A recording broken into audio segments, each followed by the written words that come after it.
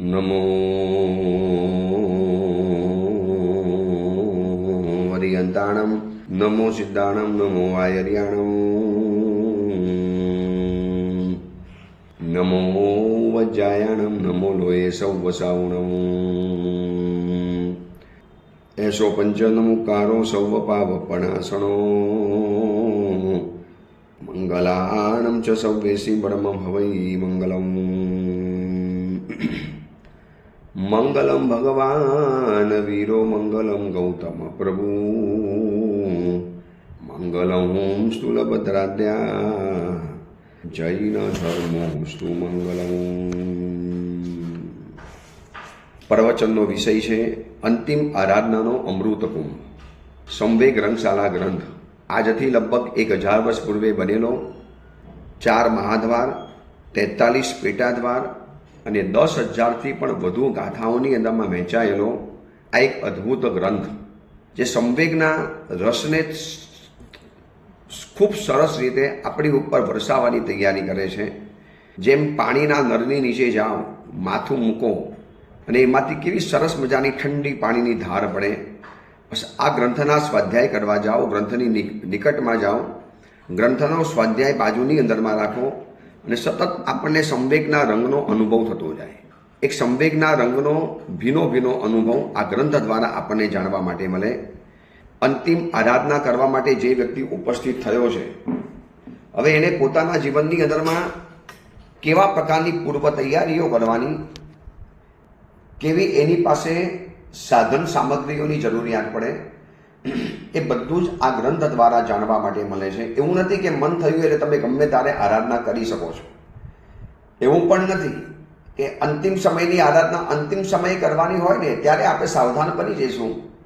અત્યારે તો જીવનની ઉંમર 30 વર્ષ છે, 40 વર્ષ છે, 32 વર્ષ છે, 50 વર્ષ છે, લગભગ 70-80 વર્ષની જિંદગી તો માણસની હોય, ચલો 60 વર્ષની હોય તો 55, 56, 57 થશે એટલે હું સાવધાન બની જઈશ, એમ નથી ચાલતું.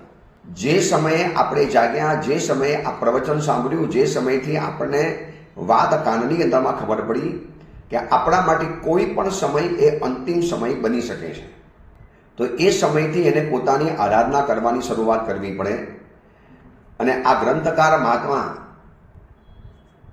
આચાર્ય ભગવાન ગૌતમ સ્વામીજીએ જે બધી અંતિમ આરાધનાની વાતો મહર્ષિ રાજર્ષિને, મહર્ષિ મુનિવરને જે કહેલી, એ બધો સંગ્રહ કરીને આપણને બતાવે છે. એમાં 4 મહાદ્વાર, પહેલું પરિકર્મ વિધિ દ્વાર, એની અંદરમાં પેટા દ્વાર તરીકે 15 દ્વાર છે, એનું ત્રીજું દ્વાર છે શિક્ષા દ્વાર. અને શિક્ષા દ્વારની અંદરમાં પહેલી શિક્ષા જોઈએ આપણે ગ્રહણ શિક્ષા, જ્ઞાનના અભ્યાસનું. કેટલું જ્ઞાન જીવનની અંદરમાં હોવું જરૂરી છે. પાયાનું જ્ઞાન જે બતાવ્યું અષ્ટ પ્રવચન માતા, આ તો સર્વ સામાન્ય કોમન જ્ઞાન છે, આટલું તો હોવું જ જોઈએ, કમ્પલસરી બતાવ્યું છે. પછી ઉત્કૃષ્ટથી શાવકને ષડ્જ નિકાયનું અધ્યયન, પછી 10 વૈકાલિકનું 5મું પિંડેષણા અધ્યયન, ત્યાં સુધીનું ભણવાનું છે.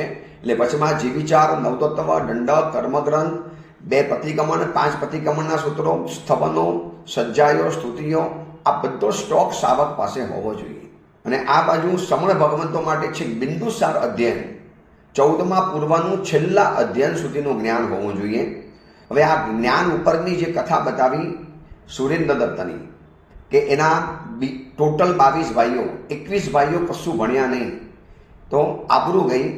ભર સભાની અંદરમાં નિવૃત્તિ નામની રાજકન્યા એ લોકોની ખ્યાતિ સાંભળીને જ્યારે લગ્ન કરવા માટે આવી, હવે રાજા બચારો દુઃખી છે. કોઈ પણ પુત્રો મારા એવા નથી કે જે આ નિવૃત્તિની ઈચ્છાને પરિપૂર્ણ કરે, ખાલી હાથે જશે અને મારી અપકીર્તિ થવાની, મારી કીર્તિ ઉપર કલંક લાગવાનું. તો આ છોકરાઓ ભણ્યા શું? આ છોકરાઓએ શું અભ્યાસ કર્યો?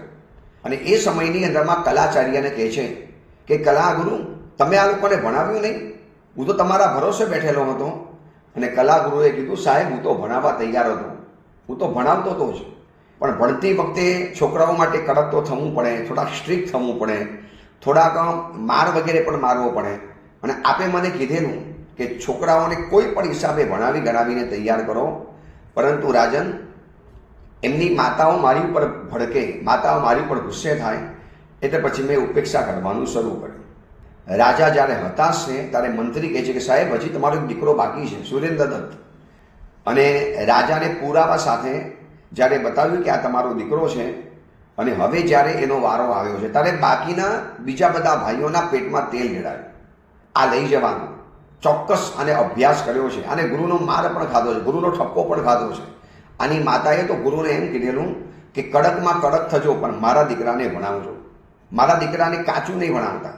તમારે જે શસ્ત્ર અસ્ત્રનો પ્રયોગ કરવો હોય, તમારે જે રીતે એની સાથે વર્તન કરવું હોય એ કરજો, પણ દીકરો ભણી ગણીને તૈયાર થવો જોઈએ અને વિનય, સમજદાર અને એકદમ સંસ્કારી સુશીલ દીકરો ગુરુની પાસે બરોબર રહીને ભણ્યો છે. હવે એનો વિનય જોજો. જેવો રાધાવેદ સિદ્ધ કરવા માટે ઊભો થાય છે એની ચાલની અંદરમાં આત્મવિશ્વાસ. ગ્રહણ શિક્ષા જેની પાસે હોય ને એની પાસે આત્મવિશ્વાસ હોય.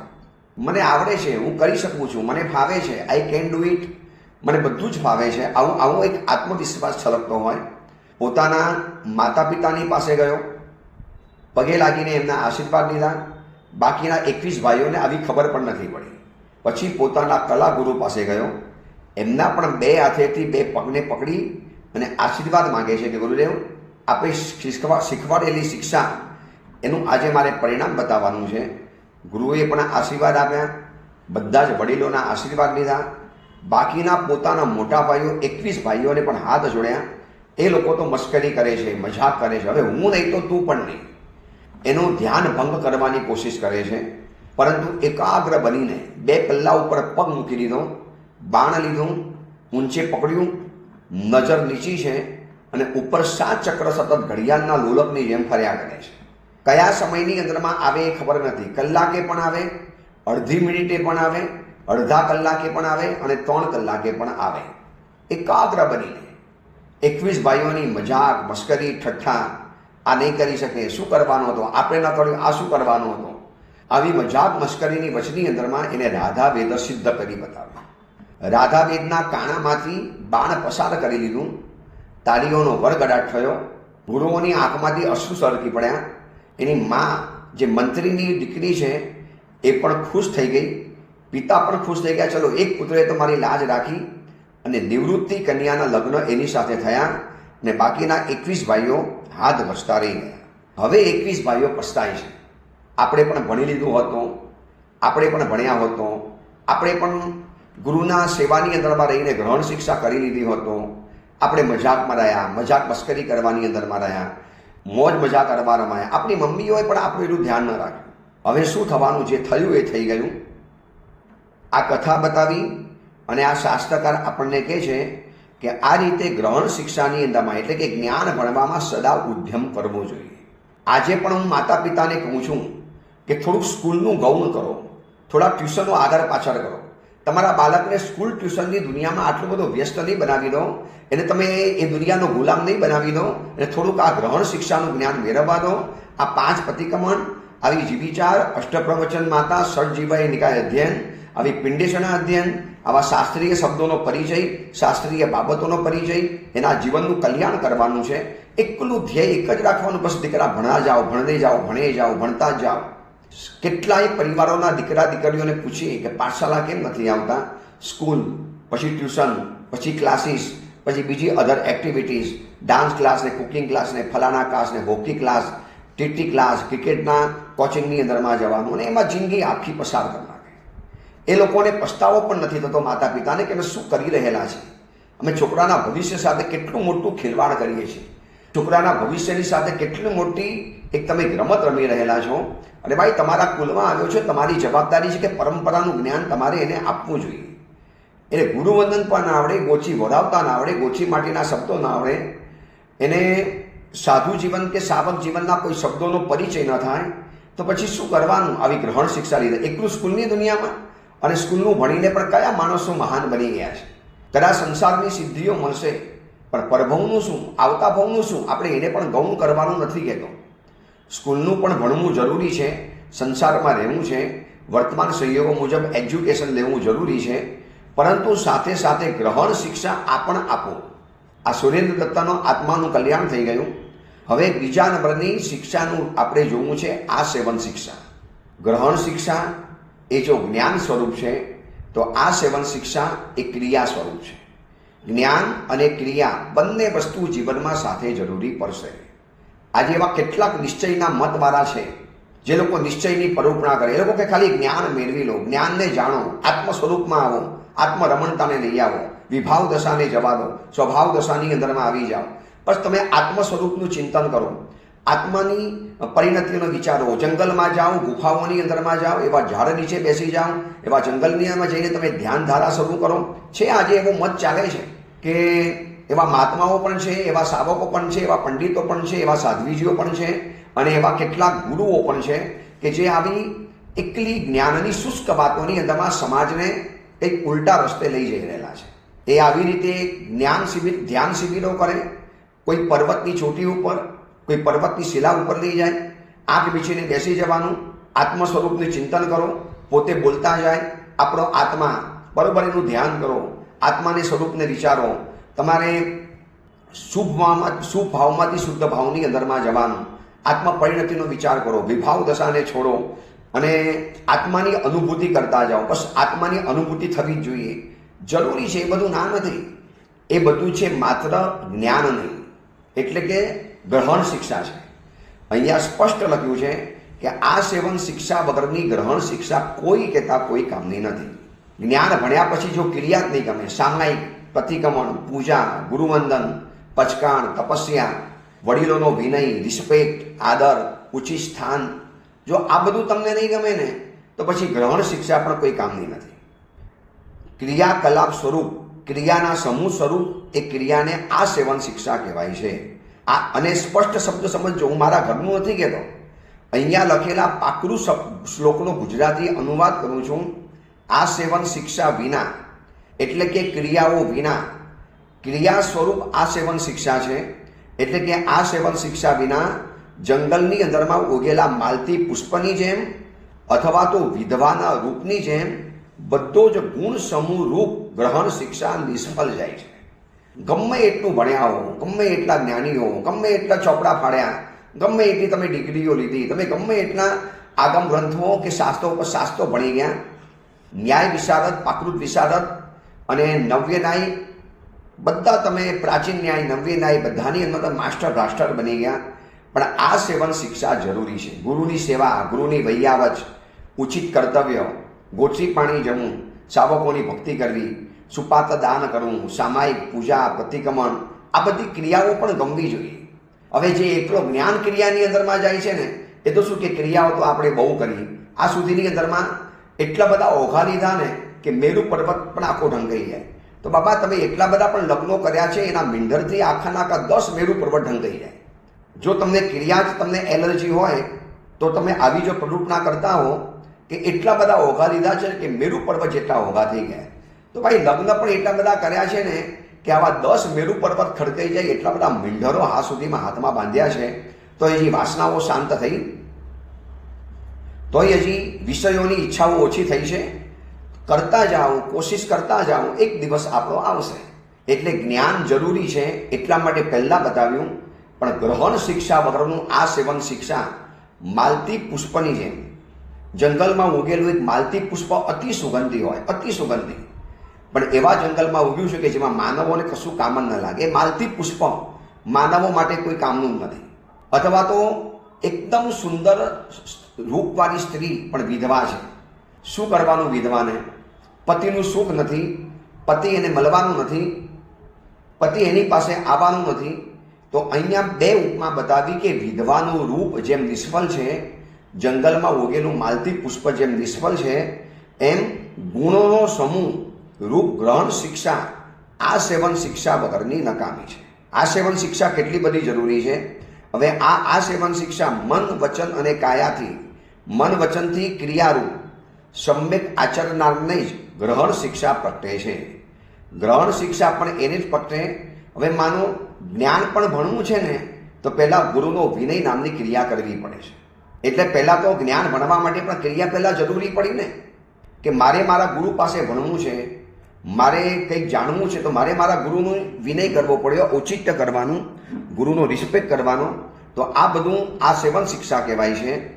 ગુરુના ચરણને પ્રસન્ન કરવા, સઘળા વ્યાક્ષેપોને તજીને, બધા જ પ્રકારના બહાના, બધી જ પ્રકારની વ્યસ્તતાઓને છોડી પ્રયત્નથી ગુરુની શુશ્રૂષા, ગુરુની પ્રતિપૂછા ગુરુની સેવા, ગુરુની જરૂરિયાત પરિપૂર્ણ કરવી, આ બધા જે 8 ગુણો બતાવ્યા છે ને એ બધું જ કરવું પડે છે. અને એ કરવા દ્વારા બહુતર અને બહુત્તમ એવી ગ્રહણ શિક્ષા જીવનની અંદરમાં આવે છે. એવી ગ્રહણ શિક્ષા પરમ પ્રકાશને પામે છે. એ વાત અહીંયા સ્પષ્ટ શબ્દોની અંદરમાં બતાવી દીધી. જો જ્ઞાન ભંડારો જ્ઞાનનું મહત્વ કહેશે, ક્રિયાવાળો ક્રિયા નહીં વાળો ક્રિયા નહીંનું મહત્વ કહેશે. પણ આ ગ્રંથ કહે છે કે બંનેની અંદરમાં તમારે સમતુલા બેલેન્સ રાખીને આગળ વધવાનું છે. એકલી ક્રિયા કરી જ્ઞાનને પણ ગૌણ નથી કરવાનું અને એકલું જ્ઞાન ભણવા માટે ક્રિયાઓને પણ ગૌણ નથી કરવાની. હવે આજે આવા જે નિશ્ચયની અંદરમાં જનારા માણસો છે ને, તમે જોજો, એને પ્રતિક્રમણ નહીં ગમે, એને સામાયિક નહીં ગમે, એને પરમાત્માની પૂજા નહીં ગમે, એને બીજા બધા પ્રવચનો નહીં ગમે. બસ આવી સૂક્ષ્મ વાતો, આત્મ સ્વરૂપ, વિભાવ દશાથી દૂર રહો, આત્મ સ્વરૂપની અંદરમાં રમમાણ બની જાઓ, આવી બધી જે 5, 15, 25 શબ્દોની જે આ રમત છે આખી, એ પણ જરૂરી છે, અંતે જરૂરી પડશે. પણ હમણાં તો આ સેવન શિક્ષા સાથે જ ગ્રહણ શિક્ષા કરવાની છે. અને એ મન વચન કાયાથી એ ક્રિયાનું શિક્ષણ થાય ને પછી એ ગ્રહણ શિક્ષા વધે છે અને ગ્રહણ શિક્ષા સ્થિર થાય છે. આવા સ્પષ્ટ શબ્દો બતાવ્યા છે.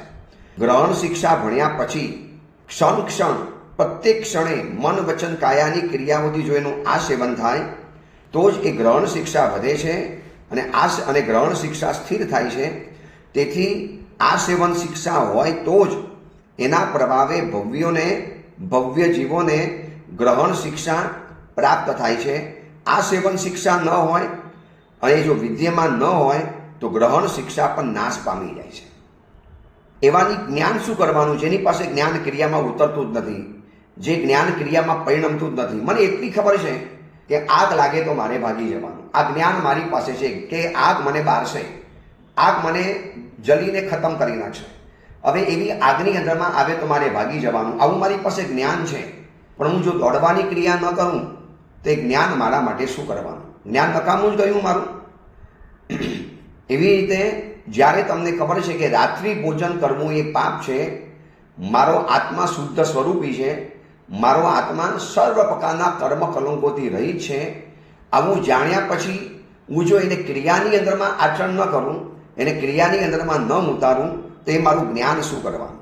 આ વાત અહીંયા એ જ બતાવે છે કે સંસાર રૂપી જે વૃક્ષ છે એનો નાશ કરવા માટે અગ્નિ સમાન એવી આ સેવન શિક્ષાને નમસ્કાર થાવ. આવો શબ્દ મૂક્યો છે. આ પાકૃત ગાથાનો હું તમને ગુજરાતી અર્થ બતાવું છું. આખો સંવેગ રંગશાલા ગ્રંથ પાકૃત ભાષાની અંદરમાં છે અને એની અંદરમાં લખ્યું છે સંસાર રૂપી વૃક્ષનું નાશ કરવા માટે અગ્નિ સમાન એવી આ સેવન શિક્ષાને અમારા નમસ્કાર થાવ. અને આ વિષયની અંદરમાં ક્રિયા નહીં આ પ્રમાણે કહે છે કે જે કાર્યનો અર્થી છે એને સર્વ પ્રકારે પહેલાં ક્રિયામાં જ ઉદ્યમ કરવાનો. હવે ક્રિયા નહીં વાળાનો આગ્રહ છે. એ લોકો એમ કહે છે કે હે ઉપાદેય અર્થોને જાણીને ઉભય લોકના ફલની સિદ્ધિને ઈચ્છનારો માણસ, જેને છોડવા યોગ્ય અને પકડવા યોગ્ય વસ્તુઓને જાણે અને બંને લોકની અંદરમાં ફલની સિદ્ધિને જે ઈચ્છે છે, આ બુદ્ધિમાન પુરુષે સૌથી પહેલાં તો પ્રયત્ન કરવો પડે, કામ કરવું પડે તો જો જાણવા માટે મળે. હવે પૈસા બજારમાં મળે છે, આવું એને જાણ્યું. હવે પૈસા લેવા માટે બજારમાં જવાની ક્રિયા ન કરે તોય નકામું, અને એકલી બજારમાં જવાની ક્રિયા કરે અને પૈસા ક્યાં મળે છે આ જાણકારી નથી તો પણ નકામું. જોજો, બંનેને આપણે જરૂરી ગણ્યા છે, બંને નહીં જરૂરી છે, બંનેની સાથે લઈને ચાલે છે આ ગ્રંથ. એકલી એમ વાત નથી કરતા ખાલી જ્ઞાન ભણી લો અને ક્રિયાને છોડી દો, ખાલી ક્રિયા કરો અને જ્ઞાન છોડી દો. હા, દરેક પોતાના ક્ષયોક્ષમ મુજબ ઓછું વધતું આગળ પાછળ કરી શકે, પણ જરૂરી છે તો બંને જ, બંને જરૂરી છે. એટલે ક્રિયા ફલદાયી છે, જ્ઞાન નથી, આવું ક્રિયા નહીં વાળા કહે છે. સંયમ અર્થ વિષયોના અતિ નિપુણ એવો જ્ઞાની માત્ર જ્ઞાનથી સુખી નથી થતો. હવે એક સ્ત્રી છે, એને ખબર છે રોટલી કેમ બનાવી, શાક કેવી રીતે બનાવવું, ભાત કેવી રીતે બનાવવા, આ બધું જ્ઞાન એની પાસે છે. શું એનાથી એનું પેટ ભરાઈ જવાનું? અહીંયા ક્રિયા નહીં વાળો સવાલ પૂછે છે. સામે ડિબેટ ચાલે છે ક્રિયા નહીંની અને જ્ઞાન નહીંની. એમાં ક્રિયા નહીં વાળું પોતાનો પક્ષ રજૂ કરે છે કે ભાઈ જેને બધી નિપુણ છે, બધી ક્રિયાઓ, જેને બધું જ્ઞાન છે, હવે એ વ્યક્તિને ખબર છે કે પૈસા આવી રીતે કમાવાય, પૈસા આવી રીતે મેળવાય, આવી રીતે કરવાથી આપણને જીવનમાં પૈસા મળે, આ એની પાસે જાણકારી છે. હવે એ વ્યક્તિ બજારમાં જવાનું ક્રિયા નહીં કરે, બિઝનેસ કરવાની ક્રિયા નહીં કરે, તો એને પછી ફાયદો કેવી રીતે થવાનો? બીજા નંબરમાં એક સ્ત્રીને ખબર છે કે કપડાં કેવી રીતે ધોવાય, રસોઈ કેવી રીતે બનાવાય. આ જાણકારી માત્રથી કામ નથી થતું, એને એ જ્ઞાન અને ક્રિયાની અંદરમાં એપ્લાય કરવું પડે છે, જ્ઞાન અને ક્રિયાની અંદરમાં સક્રિય કરવું પડે છે. હજી આગળ કહે છે કે સામે રહેલા ઇષ્ટ રસવાળા ભોજનો છે, મનગમતા ભોજનની થાળી સામે પડેલી છે. હવે એ હાથ જ ન હલાવે તો જ્ઞાની પણ ભૂખ્યો મરી જાય, જ્ઞાની પણ ભૂખ્યો મરી જવાનું. હજી આગળ કહે છે કે પાણીની ભયંકર તરસ લાગી છે, સામે સરોવર છે, પણ સરોવરમાં જવાની પણ જો ક્રિયા કરવા તૈયાર નહીં થાય તો એની પણ તરસ ક્યારે છીપાવવાની નથી. બસ એવી જ રીતે અતિ પંડિતવાદી પુરુષ હોય, ભણેલો ગણેલો હોય, જેને વાદ વિવાદ કરતા આવડે છે, મહાપંડિત છે, મહાજ્ઞાની છે, પણ એ જો સભાની અંદરમાં જઈને બોલવાની ક્રિયા નહીં કરે ને ત્યાં સુધી એને વાદમાં પણ વિજેતાપણું બનતું નથી. આ બધું ક્રિયા નહીં વાર રાખે છે કે ભાઈ તમારી જ્ઞાન ભણવાની ચેષ્ટા જરૂરી છે, જ્ઞાન ભણવું જરૂરી છે, તમારા જ્ઞાનને અમે મહત્વ આપીએ છીએ, જ્ઞાન જરૂરી છે એવું અમે પણ માનીએ છીએ, પણ અમને આટલો જવાબ આપો. અમે જે 5-6 બાબતો બતાવી, તરસ લાગી છે તો પાણી પીવાની ક્રિયા કરવી પડે, ભૂખ લાગી છે તો ભોજન બનાવવાની ક્રિયા કરવી પડે, કપડાં ધોવા છે, કપડાં મેલા છે તો ધોવાની ક્રિયા કરવી પડે, તમારે વાદ વિવાદ ડિબેટમાં જીતવું છે, તમારે બોલવાની ક્રિયા કરવી પડે. તમને ખબર છે કે આ ગામ આ રસ્તા ઉપર ચાલવાથી આવે છે તો પહોંચવું હોય તો તમારે ચાલવાની ક્રિયા કરવી પડે. એવી જ રીતે તપ સંયમની અંદરમાં ઉદ્યમવાળો એટલે કે ક્રિયાવાળો પુરુષ ચૈત્ય, કુલ, ગણ, સંઘ, આચાર્ય, પ્રવચન અને સુરત આ બધાનો ઉપર ઉપકાર કરી શકે છે. ખાલી જ્ઞાન ભણી લેવા માત્રથી બધો ઉપકાર નથી થઈ જતા, એને આ બધું પણ જીવનની અંદરમાં કરવું પડે, ક્રિયા જીવનની અંદરમાં એપ્લાય કરવી પડે. એટલે જેનો જેવો ક્ષયોક્ષમ, જેને જેવી રીતે હોય. અને હજી આગળ કહે છે કે નિર્મલ કેવળ જ્ઞાનને પામેલા એવા તીર્થંકર પરમાત્મા, છેલ્લી દલીલ બતાવે છે ક્રિયા નહીં વાળા, કે ભાઈ નિર્મલ કેવળ જ્ઞાનને પામેલા એવા અરિયન પરમાત્મા માત્ર જ્ઞાનથી મોક્ષમાં નથી જતા, જ્યાં સુધી સમસ્ત કર્મરૂપી ઈંધણોને બારવાની અંદરમાં અગ્નિતુલ્ય એવી છેલ્લી ક્રિયા કરવાની છે, શૈલેષીકરણ. છેલ્લી જે ક્રિયા કરવાની છે એમાં સઘળા આશ્રમોના સંવરરૂપ એવી ક્રિયા જો ન કરે ને, છેલ્લું શૈલેષીકરણનું ચારિત્રની ક્રિયા જો નથી કરતા તો પણ એમને સંસારમાંથી મોક્ષ નથી મળતો. એટલે ક્રિયા કરવી તો જરૂરી છે. જેમ જ્ઞાન ભણવું જરૂરી છે તો ક્રિયા પણ કરવી જરૂરી છે. જેમ સુરેન્દ્ર દત્તની પાસે જ્ઞાન હતું તો એને ક્રિયામાં પ્રવર્તાવ્યું તો પછી એને ક્રિયા કરવી પડી ને રાધાવે સિદ્ધ કરવાની. એવી રીતે બાકીના 21 ભાઈઓની પાસે ક્રિયા હતી પણ જ્ઞાન નહોતું તો પણ કામ ન થયું. એટલે ભૈયા અમે એટલું કહીએ છીએ કે જેમ જ્ઞાન તમે આટલું બધું મહત્વ બતાવો છો ને એમ અમે ક્રિયાનું પણ મહત્વ બતાવીએ છીએ. એટલે આ ઓડિયો પ્રવચન સાંભળનારા શ્રોતાઓ મૂંઝાવાની જરૂરિયાત નથી. તમારી જેમ જ અહીંયા સવાલ ઊભો કર્યો છે. હવે આવી રીતે જ્ઞાન અને ક્રિયા બંને નયો પોતપોતાના મહત્વ, પોતપોતાની યુક્તિ, પોતપોતાના દાખલા, પોતપોતાની દલીલો રજૂ કરે છે. તો હવે અહીંયા એક સાધક કહે છે, ગુરુને સવાલ છે, સાહેબ અમે તો ભમરાની જેમ મૂંઝાઈ ગયા. એક તરફ ખીલેલું કેતકીનું પુષ્પ છે અને બીજી તરફ અર્ધ વિકસિત માલતી પુષ્પનું ફૂલ ઉગેલું છે. બંને એવા સુગંધી છે, બંને એવા ખુશ્બુદાર છે. ભમરો બચારો મૂંઝાય, અહીંયા જાઉં કે અહીંયા જાઉં, પહેલાં આની પાસે જાઉં કે આની પાસે જાઉં. સાહેબ ભમરો જેમ મૂંઝાય છે ને એમ પોતપોતાના સ્થાને પોતાની યુક્તિથી મહત્વ આપેલા એવા જ્ઞાન અને ક્રિયાની અંદરમાં અમે મૂંઝાય કે અમારે પહેલું શું કરવાનું, આપ અમને સમજાવો. પહેલાં જ્ઞાન કે પહેલાં ક્રિયા, કે પહેલાં ક્રિયા કે પહેલાં જ્ઞાન. હવે આ જાણ્યા પછી ગુરુ કહે છે કે ભૈયા તમારી મૂંઝવણ હું જાણી ગયો કે આપણે જ્ઞાન અને ક્રિયા એ રૂપ આ સેવન શિક્ષા છે. ગ્રહણ શિક્ષા એટલે માત્ર જ્ઞાન ભણવું, પુસ્તકો ભણવા, સંસ્કૃત, પ્રાકૃત, અન્ય ભાષાઓ બધામાં વિદ્વાન બનવું, વ્યાકરણ, નમ્ય ન્યાય, પ્રાચીન ન્યાય આ બધાની અંદરમાં વિશારદ બની જવું. ચલો આ બધી વાત બરોબર છે. તો પછી આ ક્રિયા પણ જો આટલી બધી જરૂરી હોય તો અમારે શું કરવાનું? ત્યારે ગુરુ એક જ કહે છે, અહીંયા દ્રષ્ટાંત બતાવે છે કે ભાઈ જંગલની અંદરમાં એક લંગડો માણસ હતો, પગેથી અપંગ, અને બીજી એક વ્યક્તિ આંખેથી અંધ હતી. બંને જણા જંગલમાં રહેતા હતા. એમાં જંગલમાં આગ લાગી. હવે આગ લાગીને એમાં બંને જણા ખતમ થઈ ગયા. આંધળી વ્યક્તિ ચાલવા માટે ગયો, ચાલતો ગયો, એની પાસે આંખ નથી અને આગની અંદરમાં જઈને પોતે જ બળી ગયો. આ બાજુ જે પગેથી અપંગ છે પણ એની પાસે આંખ છે પણ પગેથી ચાલી નથી શકતો અને એ પણ આગમાં ખતમ થઈ ગયો. જો બંને જણાએ એકબીજાનો સપોર્ટ લઈ લીધો હોત ને, બંને જણાએ એકબીજાના સહારે બેસી ગયા હોત તો આ જંગલમાંથી બહાર નીકળી ગયા અને આગમાંથી બચી ગયા હોત. હવે આંધળી વ્યક્તિએ શું કરવાનું હતું? આંધળી વ્યક્તિએ લંગડાને કહેવાનું, ભાઈ તું મારા ખભા ઉપર બેસી જા, તું મને ઉપરથી દિશા નિર્દેશ આપ, એ પ્રમાણે મારે આગળ ચાલવાનું, તું મને રસ્તો બતાવજે અને તારા રસ્તા પ્રમાણે હું ચાલીશ. જો એક રસ્તો બતાવે છે અને એક ચાલે છે, એવી રીતે શાસ્ત્રની અંદરમાં લખ્યું છે, બહુ સ્પષ્ટ શબ્દોની અંદરમાં લખી નાખ્યું છે કે જ્ઞાન નેત્ર સમાન છે અને ચારિત્ર એ પગ સમાન છે, ક્રિયા સમાન છે. ચારિત્ર એ ચાલવાની પ્રવૃત્તિ છે અને જ્ઞાન એ નેત્ર છે. જ્ઞાન ચારિત્ર વગર પણ નકામું છે. ચારિત્ર એટલે ક્રિયા. જે જ્ઞાન તમારી ક્રિયામાં એપ્લાય કરવાનું. મને ખબર છે કે આ કરવાથી પાપ લાગે તો મારે એનાથી દૂર રહેવું જ પડે, મારી ક્રિયા જીવનની અંદરમાં લાવવી પડે. નહીં લાવવું તે મારી ક્રિયા કોઈ કામ જ નથી લાગવાની. જેમ જંગલની અંદરમાં બંને જણા મરી ગયા, બંને એકબીજાનો સહારો લીધો હતો, બંને એકબીજાના સહારે આગળ વધ્યા હતો, પણ જ્ઞાનવાળો કે હું શું કામ જાઉં, ક્રિયાવાળો કે હું શેના માટે જાઉં, તો બંને જણા મર્યા. એવી રીતે આ સંસારરૂપી જંગલની અંદરમાં એકલો જ્ઞાનવાળો પણ આગળ નહીં વધે, એકલો ક્રિયાવાળો પણ આગળ નહીં વધે. બીજું દ્રષ્ટાંત બતાવે છે, એક નાવ ચલાવી છે ને, એક હલેસાથી નહીં ચાલે, બે હલેસા એક સાથે મારવા પડશે. બંને હલેસા મારે છે તો બંને સાથે નાવ આગળ. તમે એક હલેસું મારશો ને તો નાવ એટલામાં ગોળ ફરશે, આગળ નહીં વધે.